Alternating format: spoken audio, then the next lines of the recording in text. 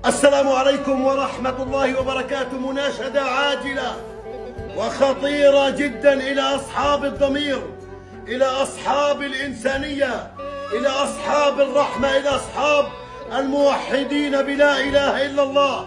أناشدكم من قلب غزة ومن قلب الوجع ومن قلب الألم. هدول الطفلتين مريم مريم ونور، هدول بيحتاجوا إلى سفر على الخارج وضروري جدا وعاجل. بناشد الشرفاء، بناشد كل العقلاء، هدول الطفلتين معاقات كليا. بناشد الشرفاء معهم نموذج رقم 1 وكل ورقهم جاهز، بس عليهم يسافروا.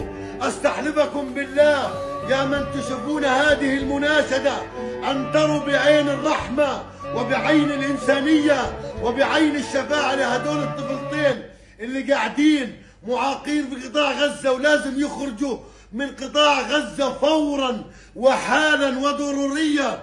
اعتبروهم أطفالكم، اعتبروهم أولادكم. يلي بتسمعوا الفيديو إلى كل أصحاب النخوة، أنا أحط رقم الجوال تاع أبوهم، وبتمنى منكم أستحلفكم بالله لا تتركوهم، لا تتركوهم، لا تتركوهم. نقلني رقم الجوال، وبتمنى كل إنسان بيسمع رقم الجوال يتواصل فورا. خطية الطفلتين هدول يا أمة محمد، يا أمة ال2 مليار، يا أمة ال2 مليار، يا أمة ال2 مليار. أطفال غزة يموتون كل دقيقة. من يسمع هذا الرقم فليتصل فورا. قول الرقم 05933133364. عيدوا كمان مرة على البطيء. 05933133364.